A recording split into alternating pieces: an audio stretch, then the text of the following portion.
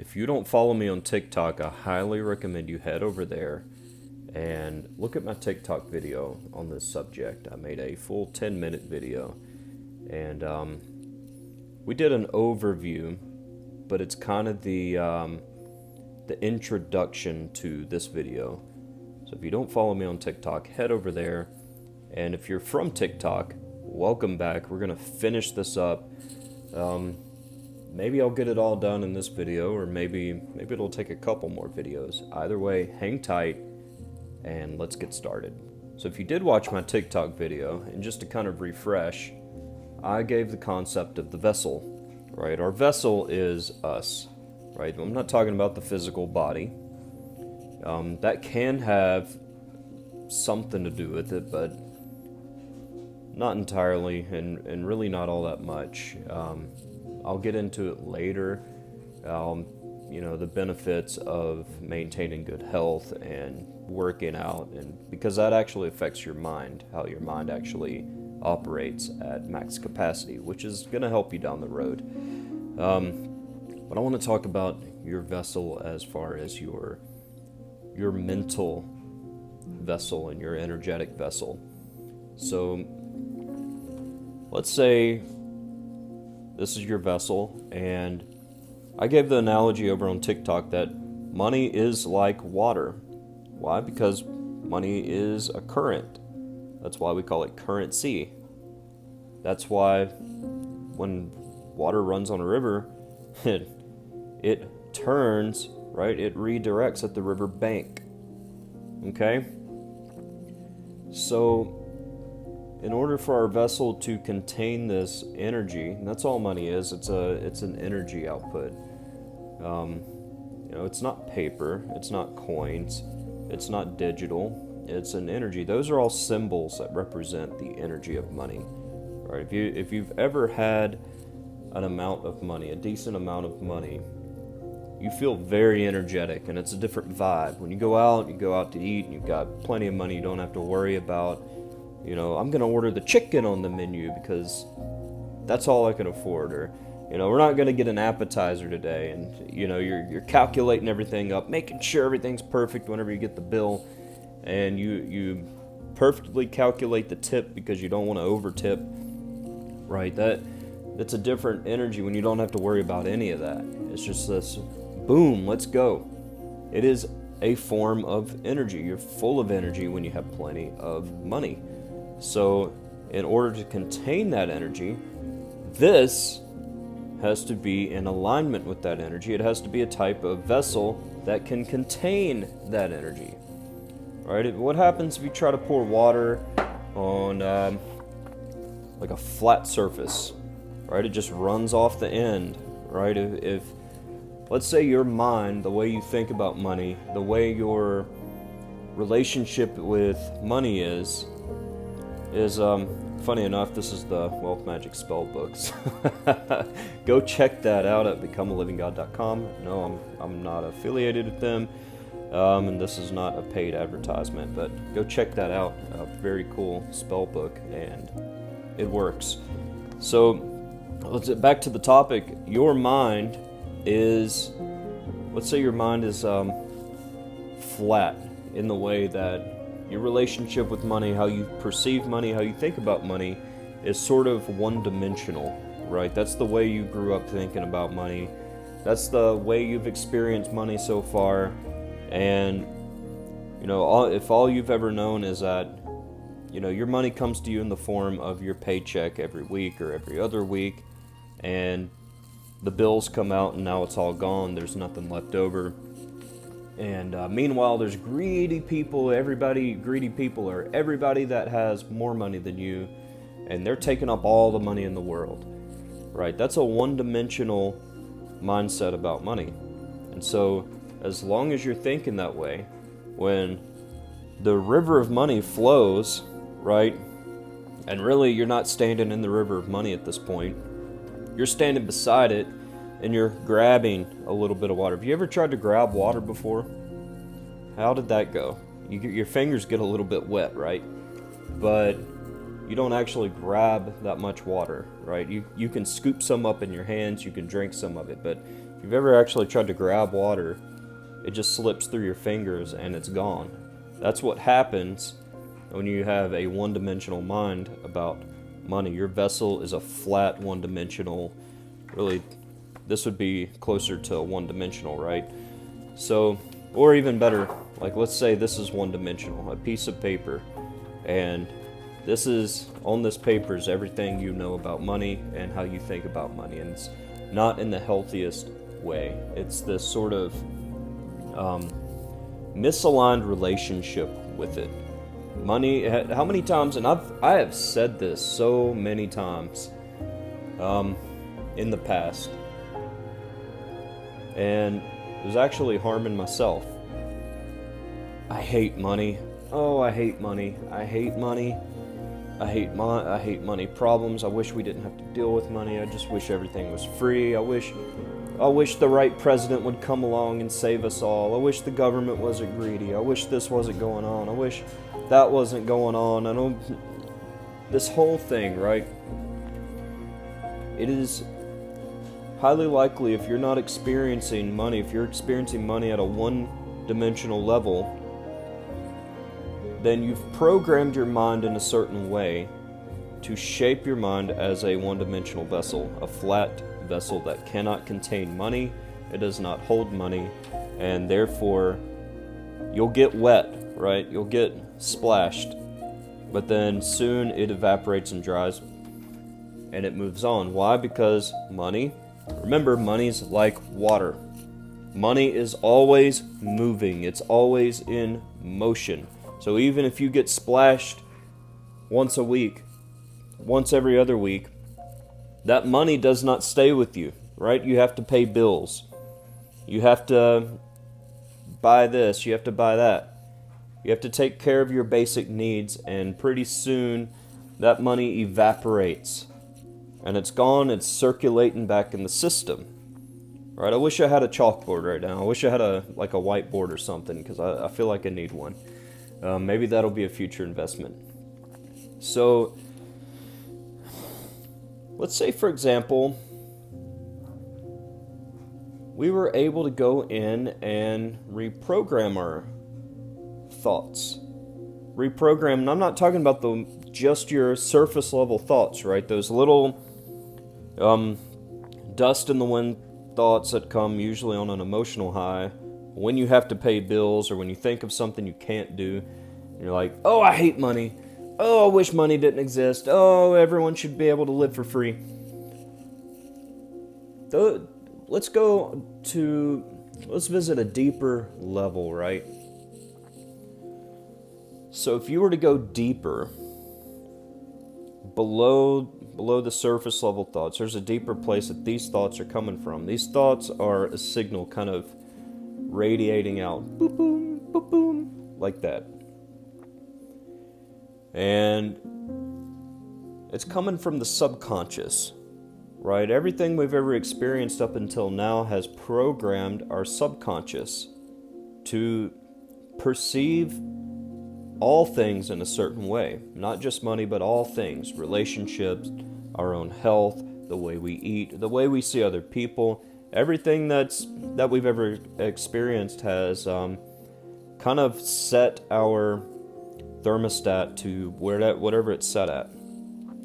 So let's say, for example, how am I going to put this? If you grew up constantly hearing things like money is the root of all evil, or, rich people aren't actually happy, or you hear things like, anything that's going to reinforce that mom and dad are broke, or they create a virtue out of poverty, right? We walk closer to God because we're impoverished, or whatever, just the lifestyle in general.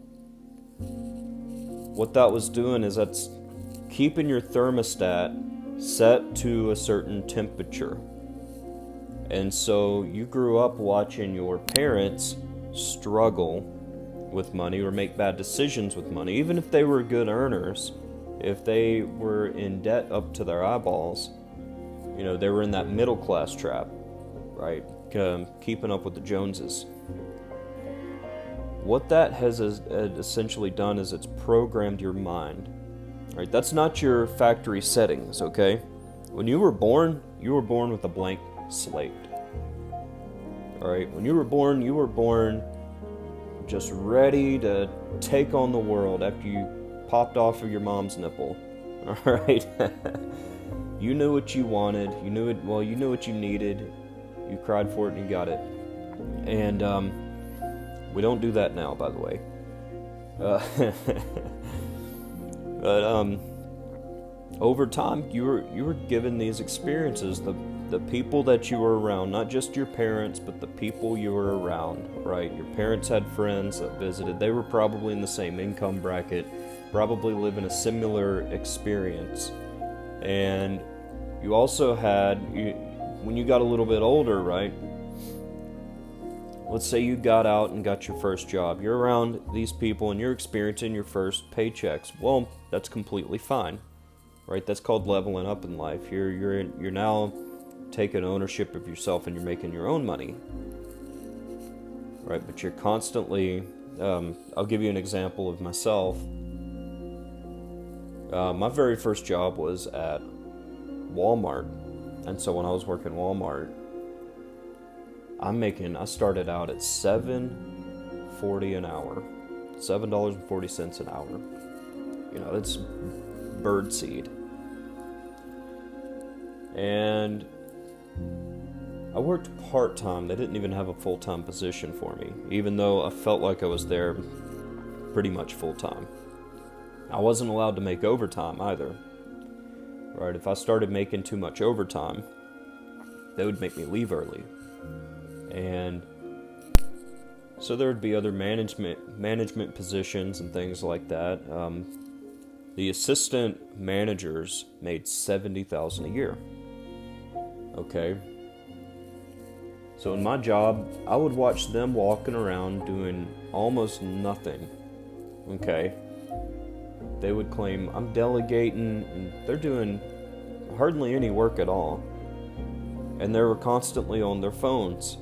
They were scrolling on their phones. This is when smartphones first came out. And I'm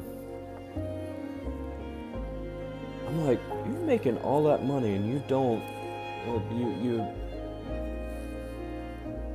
you're making all of that money. Meanwhile, I'm doing all of the work.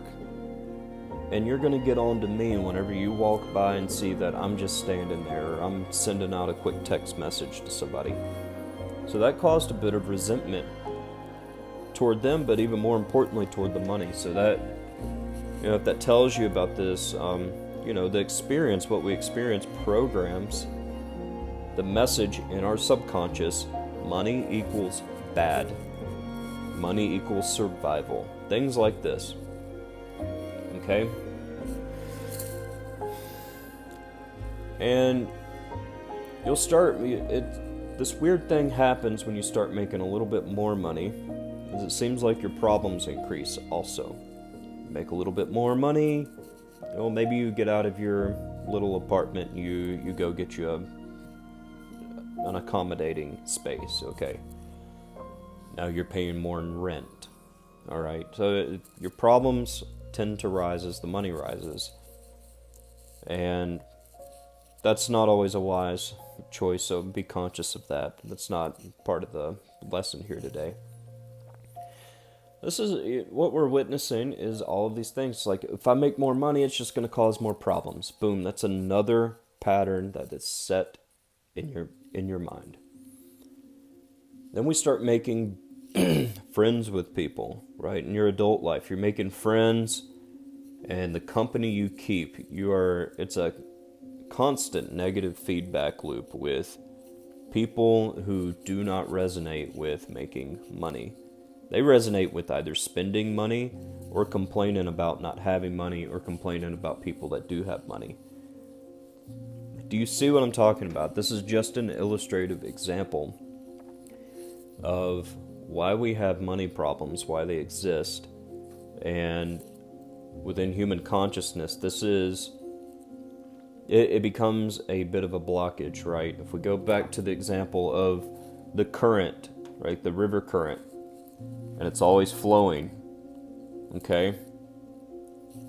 You can't really stop water from flowing. If someone were to spray you with a garden hose, you can't stop that water from getting on you unless you have something to block the water, an umbrella. So what we're doing is we're putting out an umbrella with our subconscious, right? And that umbrella can be the people we hang out with and the patterns that they help solidify within us. That umbrella can be what we heard growing up. That umbrella can be our experiences. You know, how many times have you gone to slide your card and it declined? And then all of a sudden, boom, that creates a pattern. Money problem. I don't have enough money in the bank to cover the grocery bill. I've got to put stuff back. I'm poor. I'm broke. And then we joke about it, right? We joke, we cope about it. I'm poor, I'm broke, blah, blah, blah, blah. Do you see what I'm talking about here? That's why I can't stand the idea of get rich quick. There's no such thing. There's no such thing. Let's talk about the vessel again. Let's say this is your vessel, perfectly equipped to hold liquid. And let's say it has a crack here, and a crack here, and a crack on the other side. And we were to try to fill that up with water. What's going to happen? The water's going to seep out the bottom, okay? These cracks are your old patterns, the life that you've lived up until this point. So if you have spending habits, right, you want that dopamine hit of going and shopping, buying something for yourself that you're going to throw in the closet, you're never going to wear, you don't need, because it makes you feel good, right? Or you feel like you need to show off, keep up with the Joneses, right? That's another crack. All right, you've got to have a car that's better than your neighbors. You're constantly out competing everybody else because you want the world to perceive you from an external validational seeking viewpoint. That's a crack. That wealth current is leaking out. And you're really telling yourself, I don't want money. It's not money I want, it's attention I want. It's validation I want. All right, it's not money I want, it's to feel good. That's what I want. Right? And we go to this crack over here. Maybe that's familial. That's your family or the friends that you've kept around. Okay? They've constantly reinforced this identity, this false identity of I'm broke, this is what we are, we're poor people, we are holy people. And so now you've got these cracks that is draining the money out of your vessel. Okay?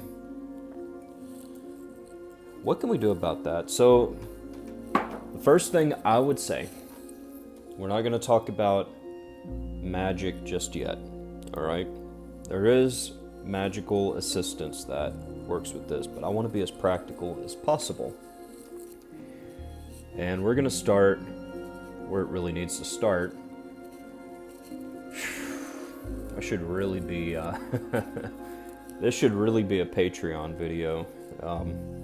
But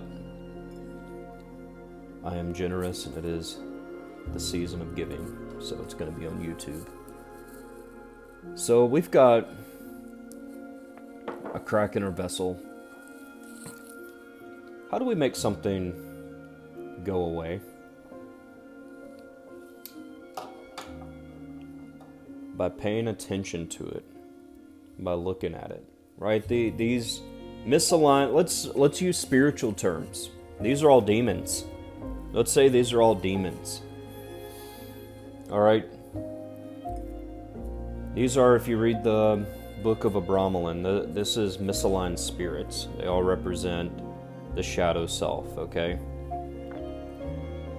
So you have this misaligned spirit here, which is your parents and the people that you've hung around or probably continue to hang around who are reinforcing that false identity. We've got to bring that into integration, which means we need to go deeper and actually address things. We've got to ask ourselves the questions. And the first, that really starts by paying attention to it. Where attention goes, energy flows. So when we look at something, and I know I said earlier when we look at something it goes away, but it's so much more complex than that, because we're not necessarily trying to make it go away. We want to integrate it. We want to transmute that and make it work for us and not against us, right? You know, you go through the Abramelin operation and you get all these misaligned spirits. Once you've contacted your holy guardian angel, you say, look, I'm in charge now. You obey me, all right? You work for me. That's what we're doing with this. We're getting our shadows to work for us and not against us anymore. Okay? So what I did, I can tell you what I did, and this is not an end-all be-all for everybody, because we're all in our different circumstances, but I would say if you're the archetype of the person that grew up poor, I did. If you grew up around poor people, I did. If you grew up especially religious, I did. And if you grew up believing that money was not something for you, that it was a sacred cow, that it was, you know, not attainable and that's for somebody else, like I did, then this is going to work pretty well for you, right? I didn't have the middle class lifestyle. You know, I didn't grow up in suburbia, and you know, nothing wrong with that, but that's a different bracket altogether. And the solution's the same, but there's some variation, so you'll have to use your imagination here. So what I did was I used shadow journaling prompts to begin with. That's where I took my journal out and I started asking the heavy-hitting questions. Okay, when was the first time I felt unworthy of having money? You know, who was it that told me I would never be enough? You ask questions like that, and you could probably go to ChatGPT and get it to drum up some good shadow question prompts for you. And all you're simply doing is you're writing down the questions, or I wrote down the questions. I would ask the questions, I would read them out loud, and I would feel the emotion come up. That's what you want. It's not about answering the questions correctly. It's not a quiz. You want to feel that emotion come up. That's an unlocked, trapped emotion. But I would write down the answer, and that would lead me right to the root. When it comes to the shadow, to heal it, it's just to acknowledge it, okay? Acknowledge that it's there. See that it's there, all right? When you know that it's there, then you can use it rather than it use you, okay? Secondly, this is where things get fun, and let me backtrack just a little bit. So I do a shadow prompt, you know, one of my signature rituals is the 5 Kings of Wealth rite, where this is essentially what we're doing, except the 5 Kings of Wealth is not geared for breaking out of poverty, so to speak. It is to take you from, you know, you've made it out of poverty. Now what's that next level? What's that? I'm not saying, you know, impoverished people couldn't benefit from it. It's going to work best once you have your gateways opened and the current is already found its way to flow through. And we're going to get to that in a second. But I'll have my clients shadow journal certain prompts, and I'll usually give them the prompts that are completely tailor fit to their situation. And then I call it pact magic. I don't know if I came up with this, but I'll have them write out a pact to themselves that essentially damn them in every way. Alright, this pact is usually, I hereby, as of now, acknowledge, I accept that my money's cursed, my life is cursed, all of this just horrible sounding stuff. But what it's really doing is naming the problem. Okay? And at the very end, I'll say, the pact will have, this pact is valid only until burned or destroyed and the ashes scattered. And it symbolically represents destroying any agreements or negotiations that somebody has made with their subconscious or their family or their friends or whatever. And that right there, if that were the entire ritual, that would be a breakthrough for everyone. Okay, so you could actually take that and use that to your advantage. And by the way, I do take applications for the 5 Kings of Wealth, right? It's not cheap. This is more geared towards business owners or people that are looking to level up in their careers. It's not a get-rich-quick scheme. This is a ritual, which means it's a gradual unfolding.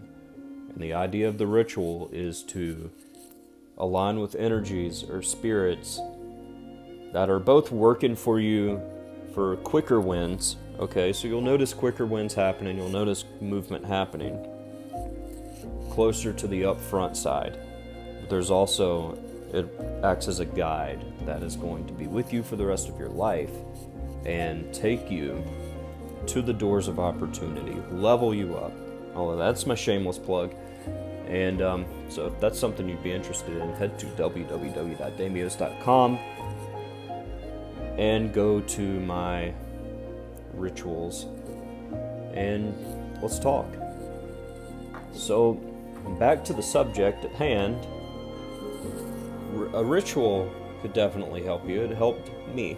Now, I'm not saying make some pact with some demon or even angel or anything like that. That's not necessary, okay? The rituals are going to be most impactful when they are based around yourself, all right? Even the shadow journaling, that's a ritual, okay? When you're writing down the shadow questions, the questions that bring you to the shadow, to the unseen, you are ritualistically doing this, all right?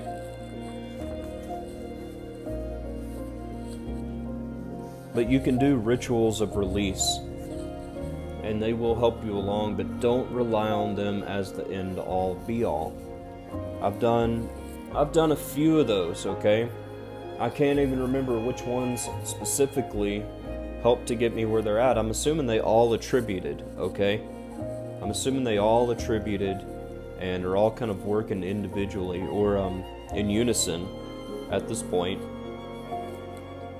Or maybe they help me break through. They help me have breakthroughs. A lot of the rituals are for either releasing or for teaching. But don't focus on a ritual just to bring money, right? Vaguely bring money into your life. Focus on releasing what is preventing money. That's the secret. Okay? So that's all we're going to talk about today. In the next video, we're going to talk about creating. We're going to turn this vessel, right? Let's say this is the 3-dimensional vessel. Maybe that's a bad analogy, okay? We're going to take this, right? Today is taking this and turning it into this, right? When we heal this, it becomes more of this. When we have a container, we can contain more and more, and we can grow a bigger container, right? But the ultimate goal is ultimately to become part of the current itself. And I'm going to tell you exactly how to do that in the next video. So peace and cheers, and I'll see you next time.